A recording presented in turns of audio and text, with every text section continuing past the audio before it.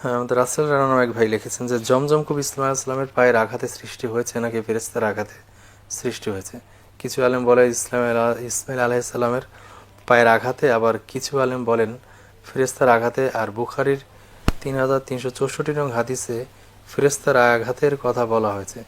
কোন তথ্যটি সঠিক? জি, অনেক ধন্যবাদ। হাদিসে যেহেতু আপনি রেফারেন্স বলেই দিয়েছেন, তো কাজেই এটাই তো বিশুদ্ধ এবং এটাই বাস্তবতা। কারণ হলো শিশু ইসমাইলের পায়ের আঘাতেই যে আসলে কূপটা হয়ে যাবে, ব্যাপারটা তো এরকম না। এটা তো আল্লাহ সুবহানাহু ওয়া তাআলার তো একটা ফয়সালা, অলৌকিক ব্যাপার আছে। আল্লাহরই ফয়সালা এটা, তাই না? তবে হ্যাঁ, কথা সত্য যে আল্লাহ তাআলা তো এই শিশু ইসমাইল এবং তার মা বিবি হাজেরা, আমাদের ইব্রাহিম আলাইহিস সালামের স্ত্রী, তো তাদের এই ঐতিহাসিক ঘটনার প্রেক্ষিতেই তো আল্লাহ তাআলা এই জামজাম কূপকে সৃষ্টি করে দিয়েছেন, যাতে করে এই অনুর্বর মরুভূমি যেন বসতি বস্তিতে পরিণত হয়ে যায়, কাফেলা মানুষগুলো যেন এই জায়গায় যেন বসতি করে, যেহেতু পানি আছে এখানে। তো এই ঐতিহাসিক একটি ঘটনা আমরা জানি আল্লাহ তাআলার একটি মহাপরিকল্পনার অংশ।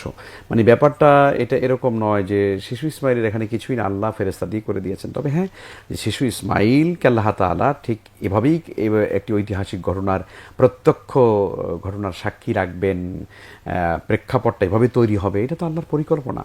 তো কাজেই হাদিসে যেটি বলা হয়েছে, মূলত আসলে কূপটি বা ভেতর থেকে যে পানিটি বেরিয়েছিল সেটি তো আল্লাহ রাব্বুল আলামিন একজন ফেরেশতার কারণেই, জিবরিল আলাইহিস সালাম এসেই তিনি এটাকে উন্মুক্ত করে দিয়েছেন আল্লাহ তাআলার হুকুমে। জি।